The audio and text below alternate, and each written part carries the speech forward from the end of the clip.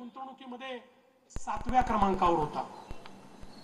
मी मुख्यमंत्री झाल्यानंतर 2015 ते 19 हा महाराष्ट्र देशामध्ये पहिल्या क्रमांकावर होता आणि नंतरचे चारही राज्य एकत्रित केले तरी जास्त इन्व्हेस्टमेंट या महाराष्ट्रात होती। उद्धव ठाकरेंचं सरकार आलं, पहिल्याच वर्षी महाराष्ट्र चौथ्यावर गेला, गुजरात पहिल्यावर आला, मग कर्नाटक पहिल्यावर आला। अरे तुम्ही खूप महाराष्ट्राचं गुणगान करत होते ना, आणि जसं सरकार बदललं, शिंदे साहेबांच्या नेतृत्वात सरकार आलं, मी पहिल्या दिवशी सांगितलं की आम्ही महाराष्ट्राला नंबर 1 वर आणू। आणि मला सांगताना आनंद वाटतो 2022 मध्ये आणि 2023 मध्ये, म्हणजे 22, 23 आणि 23, 24 मध्ये पुन्हा एकदा देशामध्ये इन्व्हेस्टमेंट मध्ये पहिल्या क्रमांकावर महाराष्ट्र आहे। आम्ही गुजरातलाही मागे टाकलं, आम्ही कर्नाटकलाही मागे टाकलं, आम्ही दिल्लीलाही मागे टाकलं, आम्ही तामिळनाडूलाही मागे टाकलाय।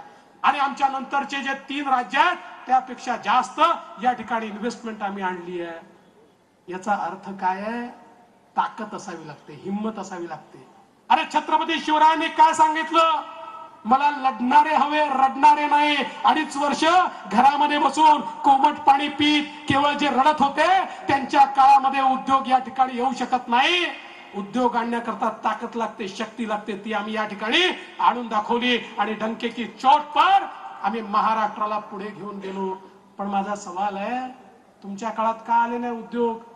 जर यांच्या काळामध्ये त्यांचे पोलीसच देशातल्या सगळ्यात मोठ्या उद्योगपतीच्या घरासमोर बॉम्ब ठेवणार असतील आणि 100 कोटीची वसुली करणार असतील तर अशा राज्यात कोणी उद्योग लावायला येईल का?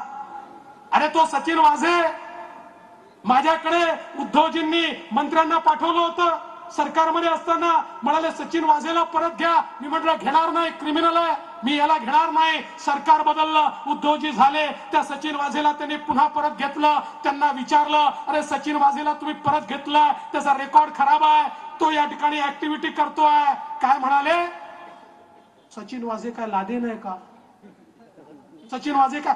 शेवटी तोच सचिन वाझे या ठिकाणी बॉम्ब ठेवताना आणि त्या हिरेंची हत्या करताना त्या ठिकाणी सापडला। त्यामुळे बंधू भगिनींनो, यांना महाराष्ट्र चालवता येत नाही, यांना मुंबई चालवता येत नाही आणि देश चालवायच्या गोष्टी करताय। ज्यांचे 10-20 लोक उभे आहेत त्यांचे चेले चपाटे म्हणतात हे प्रधानमंत्री होणार आहेत। आज आपण सगळ्यांनी लक्षात घेतलं पाहिजे, या देशामध्ये एक बदललेला भारत आपण पाहतोय। आठवा तो काळ, ज्या काळामध्ये मुंबईमध्ये रोज बॉम्बस्फोट व्हायचे, पुण्यात बॉम्बस्फोट व्हायचे, बंगलोरला बॉम्बस्फोट व्हायचे, काशीला बॉम्बस्फोट व्हायचे।